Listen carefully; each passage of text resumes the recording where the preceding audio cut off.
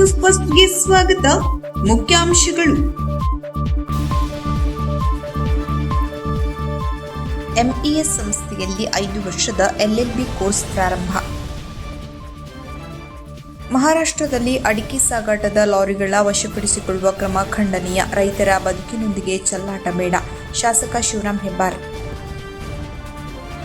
ಬಾಲಕ ಗೋಕುಲ್ ಗೌಡನ ಸಾವಿನಲ್ಲಿ ರಾಜಕೀಯ ಬೇಡ. ಭಾಸ್ಕರ್ ಪಟ್ಗಾರ್. ನಗರದಲ್ಲಿ ಕಾಮಗಾರಿ ವಿರೋಧಿಸಿ ಬಿಜೆಪಿ ಮತ್ತು ಜೆಡಿಎಸ್ ಕಾರ್ಯಕರ್ತರಿಂದ ಪ್ರತಿಭಟನೆ.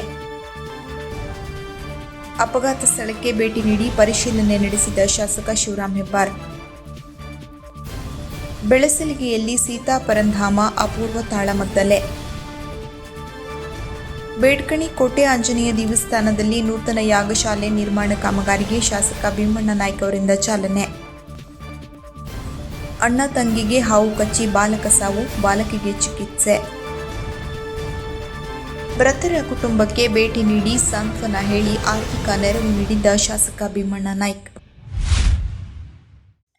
ಎಂಇಎಸ್ ಸಂಸ್ಥೆಯಲ್ಲಿ 5 ವರ್ಷದ LLB ಕೋರ್ಸ್ ಪ್ರಾರಂಭವಾಗಿದ್ದು, ಈ ವರ್ಷದ ಪ್ರಸಕ್ತ ಸಾಲಿನಲ್ಲಿಯೇ ಪ್ರವೇಶಗಳು ಪ್ರಾರಂಭವಾಗಿದೆ.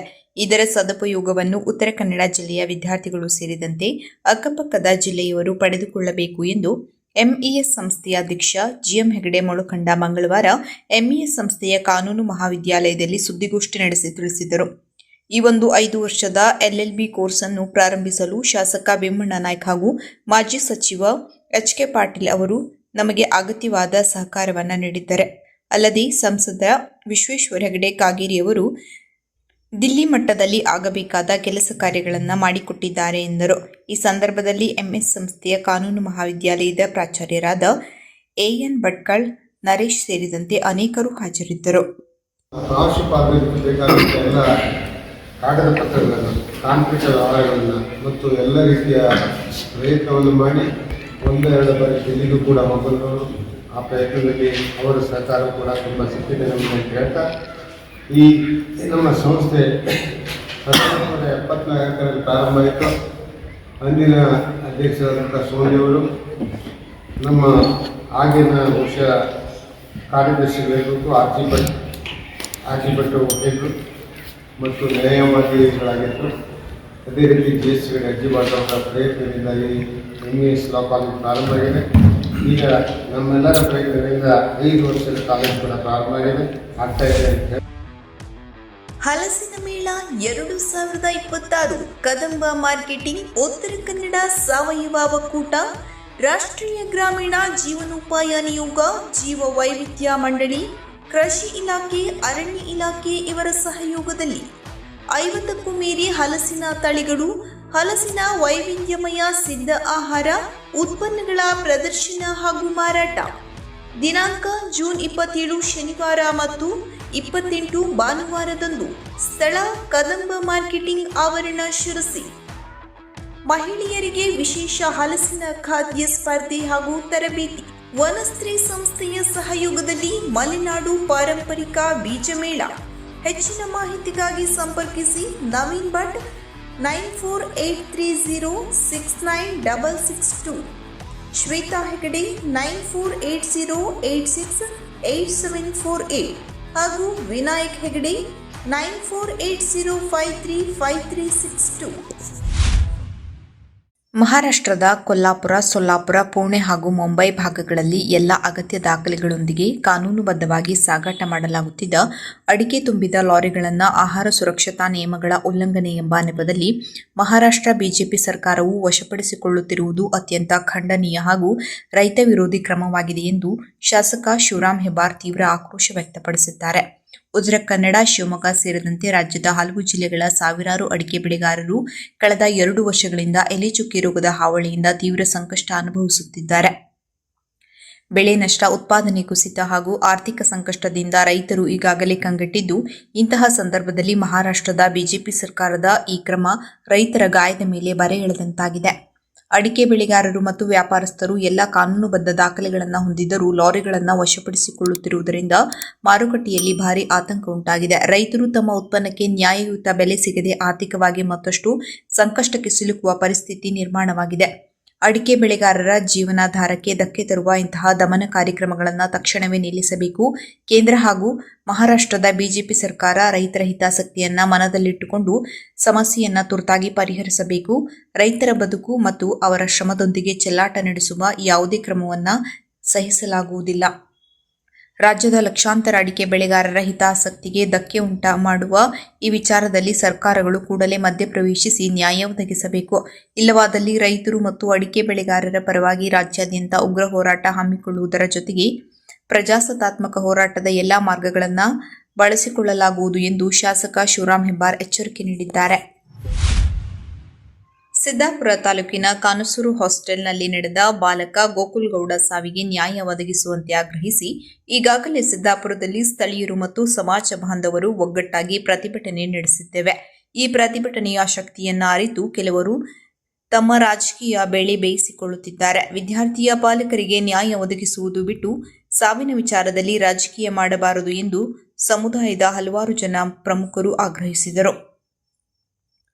ವಿದ್ಯಾರ್ಥಿ ಮರೆತ ಪಟ್ಟು 10 ದಿನಗಳು ಗತಿಸಿದ ಹಿನ್ನೆಲೆಯಲ್ಲಿ ಪೊಲೀಸ್ ಇಲಾಖೆ ತನಿಖೆಯ ಪ್ರಗತಿ ಕುರಿತು ಡಿವೈಎಸ್ಪಿ ಗೀತಾ ಪಾಟೀಲ್ ಅವರೊಂದಿಗೆ ಚರ್ಚೆ ನಡೆಸಿ ಬಳಿಕ ಮಾಧ್ಯಮದವರೊಂದಿಗೆ ಸಮಾಜದ ಪ್ರಮುಖರು ತಮ್ಮ ಅಭಿಪ್ರಾಯ ವ್ಯಕ್ತಪಡಿಸಿದರು.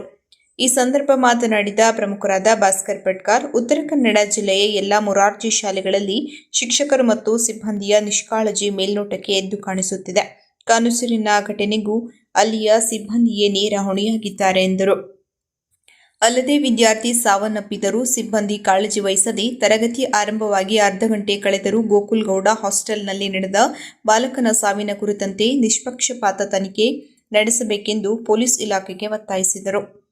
ವಿದ್ಯಾರ್ಥಿಯು ಕ್ಲಾಸಿಗೆ ಬಂದಿಲ್ಲ ಎಂದಾಗ ಏನಾಗಿದೆ ಎಂದು ತಕ್ಷಣ ಶಿಕ್ಷಕರು ಗಮನ ಹರಿಸಬೇಕಿತ್ತು. ಆದುದರಿಂದ ಪೊಲೀಸ್ ಇಲಾಖೆ ಇಲ್ಲಿಯ ಶಿಕ್ಷಕರು ಹಾಗೂ ಸಿಬ್ಬಂದಿಯ ಮೇಲೆ ಸ್ವಯಂ ಪ್ರೇರಿತ ದೂರು ದಾಖಲಿಸಿಕೊಂಡು ತನಿಖೆ ನಡೆಸಲಿ ಎಂದು ಆಗ್ರಹಿಸಿದರು.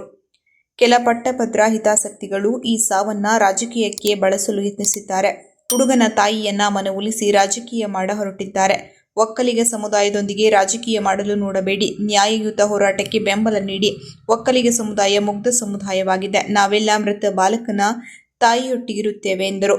ನಂತರ ಸಮುದಾಯದ ಪ್ರಮುಖರಾದ ಮೋಹನ್ ಗೌಡ ಮಾತನಾಡಿ, ವಿದ್ಯಾರ್ಥಿ ಸಾವಿನ ತನಿಖೆ ನ್ಯಾಯಯುತವಾಗಿರಬೇಕು. ವಿದ್ಯಾರ್ಥಿ ಸಾವಿಗೆ ಕಾರಣವಾದ ತಪ್ಪಿತಸ್ಥರನ್ನ ಬಂಧಿಸಬೇಕೆಂದು ಆಗ್ರಹಿಸಿದರು. ಈ ಸಂದರ್ಭದಲ್ಲಿ ಸಮಾಜದ ಪ್ರಮುಖರಾದ ಶ್ರೀಕಾಂತ್ ಗೌಡ, ಸೀತಾರಾಮ್ ಗೌಡ, ಕೆಪಿ ಗೌಡ, ಈಶ್ವರ್ ಗೌಡ ಸೇರಿದಂತೆ ಹಲವಾರು ಜನ ಹಾಜರಿದ್ದರು.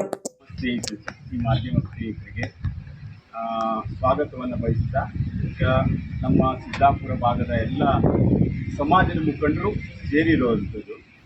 ಉದ್ದೇಶ ಯಾಕೆ ಸೇರಿದ್ವಿ ಅನ್ನೋದನ್ನು ಮೋಹನ್ ಗೌಡರು ಹೇಳಿದ್ದಾರೆ. ನಾನು ವಿಚಾರವಾಗಿ ಈಗ DYSP ಗೀತಾ ಮೇಡಮ್ ಅವರಿಗೆ ಆವತ್ತು ಏನು 9ನೇ ತಾರೀಕಿಗೆ ಗೋಕುಲ್ ಗೌಡ ಹೇಳುವ ಒಂದು ನಮ್ಮ ಸಮಾಜದ ವಿದ್ಯಾರ್ಥಿ ಸಾವು ಆತ್ಮಹತ್ಯೆ ಹೇಳುವ ಒಂದು ಮೇಲ್ನೋಟಕ್ಕೆ ಏನು ಬಂದಿದೆಯಲ್ಲ, ಇದು ಆತ್ಮಹತ್ಯೆ ಅಲ್ಲ, ಸಂಪೂರ್ಣ ತನಿಖೆ ಆಗಬೇಕು ಹೇಳೋ ನಿಟ್ಟಿನಲ್ಲಿ ನಾವು ದೊಡ್ಡ ಮಟ್ಟದಲ್ಲಿ ಒಂದು ಪ್ರತಿಭಟನೆಯನ್ನು 18ನೇ ತಾರೀಕು ತಗೊಂಡಿದ್ವಿ. ಆವಾಗ ಮೇಡಮ್ ಅವರು 7 ದಿನಗಳ ಕಾಲಾವಕಾಶ ತಗೊಂಡಿದ್ರು. ಈ ಒಂದು ಸಾವಿನಲ್ಲಿ ಇವತ್ತು ಅಲ್ಲಿಯ ಮೊರಾರ್ಜಿ ವಸತಿ ಶಾಲೆ ಬರೀ ಕಾನ್ಸೂರಲ್ಲ, ಜಿಲ್ಲೆಯ ಎಲ್ಲ ಮೊರಾರ್ಜಿ ವಸತಿ ಶಾಲೆಯಲ್ಲಿ ಶಿಕ್ಷಕರು ಹಾಗೂ ಸಿಬ್ಬಂದಿಗಳ ನಿಷ್ಕಾಳಜಿಯನ್ನು ಎದ್ದು ತೋರ್ತಾ ಇದೆ. ಇವತ್ತೇ ಗೀತಾ ಪಾಟೀಲ್ರವರಿಗೂ DYSP ಮೇಡಮ್ ಅವರು ಹೇಳುವಂಥ ಭಾಷೆಯಲ್ಲಿ ಗೊತ್ತಾಗಿದೆ. ಇದರ ಒಂದು ಹೊಣೆ ಅಲ್ಲಿಯ ಸಿಬ್ಬಂದಿಗಳ ನಿಷ್ಕಾಳಜಿ ಎದ್ದು ಕಾಣ್ತಾ ಇದೆ ಅನ್ನೋದು ಮೇಲ್ನೋಟದ ಒಂದು ತನಿಖೆಯಲ್ಲೂ ಬಂದಿದೆ. ನಾನು ಅವರಿಗೆ ಒತ್ತಾಯ ಮಾಡಿದ್ದೇವೆ. ಇವತ್ತು ನಾವೆಲ್ಲ ಸೇರಿ ಈ ಕೂಡಲೇ ಯಾರು ಆ ಸಿಬ್ಬಂದಿಗಳು ಈ ರೀತಿ ನಿಷ್ಕಾಳಜಿ ಮಾಡಿ ಒಂದು ಸಾವಿಗೆ ಕಾರಣ ಆಗಿದ್ದಾರೆ, ಈ ಕೂಡಲೇ ಅವ್ರ ಮೇಲೆ ನೀವು FIR ಹಾಕಬೇಕು. ಆ ಸಿಬ್ಬಂದಿಗಳೆಲ್ಲ ಚರ್ಚ್ ರಸ್ತೆಯ ಅವೇಮರಿಯಾ ಶಾಲೆಯ ಎದುರು ಅವೈಜ್ಞಾನಿಕ ರಸ್ತೆ ಕಾಮಗಾರಿಯಿಂದ ಅಪಘಾತವಾಗಿದ್ದು ಸ್ಥಳದಲ್ಲೇ ರಿಕ್ಷಾ ಚಾಲಕನ ಸಾವು ಸಂಭವಿಸಿರುತ್ತದೆ. ಇದಕ್ಕೆ ನೇರವಾಗಿ ಲೋಕೋಪಯೋಗಿ ಇಲಾಖೆಯ ಅವೈಜ್ಞಾನಿಕ ರಸ್ತೆ ಕಾಮಗಾರಿ ಮತ್ತು ಡಿವೈಡರ್ ಅಳವಡಿಕೆಯೇ ಕಾರಣವಾಗಿದ್ದು, ಶೀಘ್ರದಲ್ಲಿ ಡಿವೈಡರ್ ಅನ್ನು ತೆರವುಗೊಳಿಸಬೇಕು ಅಥವಾ ರಸ್ತೆಯನ್ನು ಅಗಲೀಕರಿಸಿ ಸುಗಮ ಸಂಚಾರಕ್ಕೆ ಅನುವು ಮಾಡಿಕೊಡಬೇಕೆಂದು ಬಿಜೆಪಿ ನಗರ ಮಂಡಲಾಧ್ಯಕ್ಷ ಆನಂದ್ ಸಾಲೇರವರ ನೇತೃತ್ವದಲ್ಲಿ ಪ್ರತಿಭಟನೆ ನಡೆಸಲಾಯಿತು.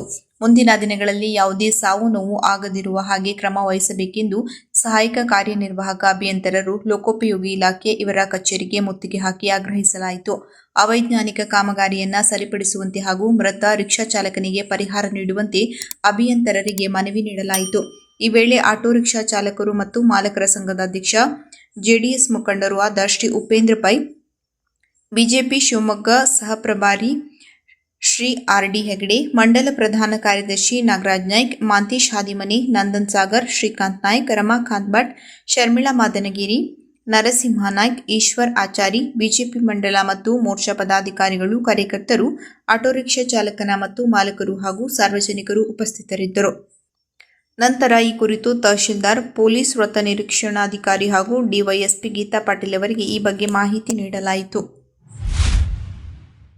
ಕೆಎಸ್ಆರ್ಟಿಸಿ ಬಸ್ ಡಿಕ್ಕಿ ಹೊಡೆದು ಅಪಘಾತ ಸಂಭವಿಸಿದ ತಾಲೂಕಿನ ಮೈನಳ್ಳಿ ಸಮೀಪದ ಸಣ್ಣ ಸೇತುವೆಯ ತಡೆಗೋಡೆಯ ಸ್ಥಳಕ್ಕೆ ಶಾಸಕ ಶಿವರಾಂ ಹೆಬ್ಬಾರ್ ಅವರು ಸಂಬಂಧಿತ ಅಧಿಕಾರಿಗಳೊಂದಿಗೆ ಭೇಟಿ ನೀಡಿ ಪರಿಶೀಲನೆ ನಡೆಸಿದರು. ಅಪಘಾತ ಸಂಭವಿಸಿದ ಸ್ಥಳದ ಪರಿಸ್ಥಿತಿಯನ್ನು ಅವಲೋಕಿಸಿದ ಅವರು ಸಾರ್ವಜನಿಕರ ಹಾಗೂ ವಾಹನ ಸವಾರರ ಸುರಕ್ಷತೆಯ ದೃಷ್ಟಿಯಿಂದ ಅಗತ್ಯ ಮುನ್ನೆಚ್ಚರಿಕಾ ಕ್ರಮಗಳನ್ನು ಕೈಗೊಳ್ಳುವಂತೆ ಅಧಿಕಾರಿಗಳಿಗೆ ಸೂಚನೆ ನೀಡಿದರು. ವಿಶೇಷವಾಗಿ ಸೇತುವೆ ಸಮೀಪ ಸುರಕ್ಷತಾ ನಾಮಫಲಕಗಳು ಹಾಗೂ ಎಚ್ಚರಿಕೆ ಸೂಚನಾ ಫಲಕಗಳನ್ನು ಅಳವಡಿಸಿ ಅಪಘಾತಗಳ ಮರುಕಳಿಕೆಯನ್ನ ತಡೆಯಲು ಅಗತ್ಯ ಕ್ರಮಗಳನ್ನು ಕೈಗೊಳ್ಳುವಂತೆ ಸಂಬಂಧಿತ ಇಲಾಖೆಯ ಅಧಿಕಾರಿಗಳಿಗೆ ನಿರ್ದೇಶನ ನೀಡಿದರು. ಈ ಸಂದರ್ಭದಲ್ಲಿ ವಿವಿಧ ಇಲಾಖೆಗಳ ಅಧಿಕಾರಿಗಳು ಹಾಗೂ ಸ್ಥಳೀಯರು ಹಾಜರಿದ್ದರು. ಇತ್ತೀಚೆಗೆ ಗೀತಾ ಹೆಗಡೆ ಮತ್ತು ಸುರೇಶ್ ಹೆಗಡೆ ದಂಪತಿಗಳು ಬೆಳಸಲಿಗೆಯಲ್ಲಿ ನಿರ್ಮಿಸಿದ ನೂತನ ಗೃಹ ಕಲಾಕಿರಣ ಪ್ರವೇಶದ ಅಂಗವಾಗಿ ಬೆಳಸಲಿಗೆ ಗಣಪತಿ ಹೆಗಡೆ ವಿರಚಿತ ಸೀತಾ ಪರಂಧಾಮ ತಾಳಮದ್ದಲೆ ಅದ್ದೂರಿಯಾಗಿ ನಡೆಯಿತು. ಯಕ್ಷಗಾನ ಕವಿ, ಅರ್ಧಧಾರಿ ಕಲಾವಿದ ದಿವಂಗತ ಗಣಪತಿ ಹೆಗಡೆ ಬೆಳಸಲಿಗೆ ಅವರ ಗೌರವಾರ್ಥ ಈ ಕಾರ್ಯಕ್ರಮ ನಡೆಯಿತು. 3 ಗಂಟೆಗಳ ತಾಳಮದ್ದಲೆಯಲ್ಲಿ ಕೊಳಗಿ ಕೇಶವ್ ಹೆಗಡೆ, ಪರಮೇಶ್ವರ್ ಹೆಗಡೆ, ಹೈನ್ಬೈಲ್, ಸರ್ಜನ್ ಗಣೇಶ್ ಹೆಗಡೆ, ಸತೀಶ್ ಹೆಗಡೆ ದಂಟ್ಕಲ್, ಗಿರೀಶ್ ಗೊದ್ಲೆಬೀಳ್ ಹೀಗೆ 5 ಜನ ಭಾಗವತರು ಭಾಗವಹಿಸಿದ್ದು ವಿಶೇಷ ಗಮನ ಸೆಳೆಯಿತು. ಮದ್ದಲೆಯಲ್ಲಿ ಶರತ್ ಜಾನಗೈ, ಚಂಡೆ ವಾದಕರಾಗಿ ಶ್ರೀವತ್ಸ ಗುಡ್ಡೆದಿಂಬ ಭಾಗವಹಿಸಿ ಹಿಮ್ಮೇಳ ವೈಭವ್ ಸೃಷ್ಟಿಸಲು ಕಾರಣವಾಯಿತು. ಮುಮ್ಮೇಳದಲ್ಲಿ ಅರ್ಥಧಾರಿಗಳಾಗಿ ಅಶೋಕ್ ಭಟ್, ಜಿಎ ಹೆಗಡೆ ಸೋಂದ, ಕಶ್ಯಪ್ಪ ಪರ್ಣಕುಟಿ, ಜಯರಾಮ್ ಭಟ್, ಗಣಪತಿ ಹೆಗಡೆ, ಸುಬ್ಬಣ್ಣ ಕಂಚಿಗಲ್ ಮತ್ತು ರತ್ನ ಅತ್ತಿಕೊಪ್ಪ ವಾಲ್ಮೀಕಿ ಮತ್ತು ಮಾಣಿಗಳಾಗಿ ಅರ್ಥ ವೈಭವಕ್ಕೆ ಕಾರಣರಾದರು. ಸಿದ್ದಾಪುರ ತಾಲೂಕಿನ ಐತಿಹಾಸಿಕ ಹಾಗೂ ಪ್ರಸಿದ್ಧ ಧಾರ್ಮಿಕ ಕ್ಷೇತ್ರವಾದ ಬೇಡ್ಕಣಿಯ ಶ್ರೀ ಕೋಟೆ ಆಂಜನೇಯ ದೇವಸ್ಥಾನದ ಆವರಣದಲ್ಲಿ ನೂತನ ಯಾಗಶಾಲೆ ನಿರ್ಮಾಣ ಕಾಮಗಾರಿಗೆ ಮಾನ್ಯ ಶಾಸಕರಾದ ಶ್ರೀ ಭೀಮಣ್ಣ ಟಿ ನಾಯ್ಕ ಅವರು ಇಂದು ಶಾಸ್ತ್ರೋಕ್ತವಾಗಿ ಭೂಮಿ ಪೂಜೆ ನೆರವೇರಿಸಿ ಚಾಲನೆ ನೀಡಿದರು. ಬಳಿಕ ನೆರೆದಿದ್ದ ಭಕ್ತಾದಿಗಳನ್ನು ಹಾಗೂ ದೇವಸ್ಥಾನದ ಸಮಿತಿಯವರನ್ನು ಉದ್ದೇಶಿಸಿ ಮಾತನಾಡಿದ ಶಾಸಕರು, ಧಾರ್ಮಿಕ ಕೇಂದ್ರಗಳು ಕೇವಲ ಪೂಜಾ ಸ್ಥಳಗಳಲ್ಲ, ಅವು ನಮ್ಮ ಸಂಸ್ಕೃತಿ ಮತ್ತು ಸಂಸ್ಕಾರದ ಪ್ರತೀಕಗಳು. ಗ್ರಾಮೀಣ ಭಾಗದ ದೇವಸ್ಥಾನಗಳು ಸಮಾಜವನ್ನು ಒಗ್ಗೂಡಿಸುವ ಶಕ್ತಿಯನ್ನು ಹೊಂದಿವೆ. ಬೇಡ್ಕಣಿ ಶ್ರೀ ಕೋಟೆ ಆಂಜನೇಯ ದೇವಸ್ಥಾನಕ್ಕೆ ತನ್ನದೇ ಆದ ಭವ್ಯ ಇತಿಹಾಸವಿದ್ದು, ಇಲ್ಲಿಗೆ ಬರುವ ಭಕ್ತರ ಸಂಖ್ಯೆ ದಿನದಿಂದ ದಿನಕ್ಕೆ ಹೆಚ್ಚಾಗುತ್ತಿದೆ. ಭಕ್ತರ ಅನುಕೂಲಕ್ಕಾಗಿ ಮತ್ತು ದೇವಸ್ಥಾನದ ಧಾರ್ಮಿಕ ವಿಧಿವಿಧಾನಗಳು ಸುಗಮವಾಗಿ ನಡೆಯಲು ಸುಸಜ್ಜಿತ ಯಾಗಶಾಲೆಯ ಅಗತ್ಯವಿತ್ತು. ಈ ಕಾಮಗಾರಿ ಅತ್ಯಂತ ಗುಣಮಟ್ಟದಿಂದ ನಿಗದಿತ ಅವಧಿಯಲ್ಲಿ ಪೂರ್ಣಗೊಳ್ಳಲಿದ್ದು, ಕ್ಷೇತ್ರ ಅಭಿವೃದ್ಧಿಗೆ ತನ್ನ ಸಂಪೂರ್ಣ ಸಹಕಾರ ಸದಾ ಇರಲಿದೆ ಎಂದು ಭರವಸೆ ನೀಡಿದರು.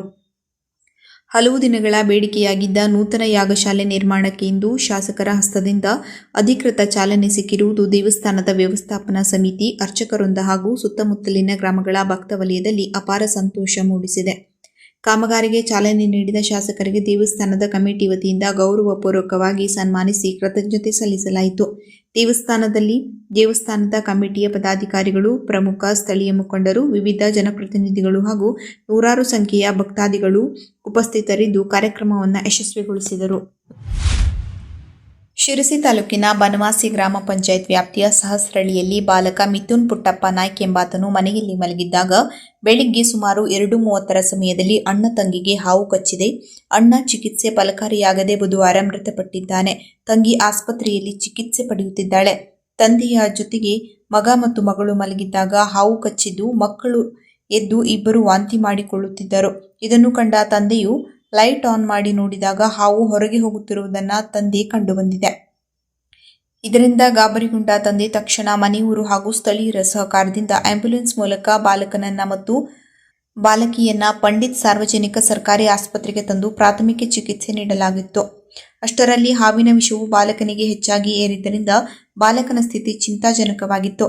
ಚಿಕಿತ್ಸೆಗಾಗಿ ಬೇಕಾದ ಅಗತ್ಯ ಪರಿಕರಗಳು, ಸೌಲಭ್ಯ ಪಂಡಿತ್ ಸಾರ್ವಜನಿಕ ಸರ್ಕಾರಿ ಆಸ್ಪತ್ರೆಯಲ್ಲಿ ಇಲ್ಲದ ಕಾರಣ ಬಾಲಕನನ್ನ ಹೆಚ್ಚಿನ ಚಿಕಿತ್ಸೆಗಾಗಿ ನಗರದ ಮಹಾಲಕ್ಷ್ಮಿ ಖಾಸಗಿ ಆಸ್ಪತ್ರೆಗೆ ಕಳುಹಿಸಿದಾಗ ಮಾರ್ಗ ಮಧ್ಯದಲ್ಲಿ ಬಾಲಕ ಮೃತಪಟ್ಟಿದ್ದಾನೆ ಮತ್ತು ಬಾಲಕಿ ದೀಕ್ಷಾ ನಾಯ್ಕ ಅವಳಿಗೆ ಪಂಡಿತ್ ಸಾರ್ವಜನಿಕ ಆಸ್ಪತ್ರೆಯಲ್ಲಿ ಚಿಕಿತ್ಸೆ ನೀಡಲಾಗುತ್ತಿದೆ. ಈ ಕುರಿತು ವನವಾಸಿ ಪೊಲೀಸ್ ಠಾಣೆಯಲ್ಲಿ ಪಿಎಸ್ಐ ಎಂಜಿ ಕುಂಬಾರ್ ಅವರು ಪ್ರಕರಣ ದಾಖಲಿಸಿಕೊಂಡು ಮುಂದಿನ ತನಿಖೆ ಕೈಗೊಂಡಿದ್ದಾರೆ. ಸಿದ್ದಾಪುರ ತಾಲೂಕಿನ ಅಂಬಳಿಕೆ ಗ್ರಾಮದ ನಿವಾಸಿ ರವಿ ಕಿರಣ್ ಸುರೇಶ್ ನಾಯ್ಕ್ ಅವರ ಅಕಾಲಿಕ ನಿಧನಕ್ಕೆ ಶಾಸಕರಾದ ಭೀಮಣ್ಣ ನಾಯ್ಕ್ ಅವರು ತೀವ್ರ ಕಳವಳ ವ್ಯಕ್ತಪಡಿಸಿದ್ದಾರೆ. ಇಂದು ಮೃತರ ನಿವಾಸಕ್ಕೆ ಖುದ್ದಾಗಿ ಭೇಟಿ ನೀಡಿ ಶಾಸಕರು ತೀವ್ರ ದುಃಖದಲ್ಲಿದ್ದ ಕುಟುಂಬದ ಸದಸ್ಯರಿಗೆ ಧೈರ್ಯ ತುಂಬಿ ಸಾಂತ್ವನ ಹೇಳಿದರು.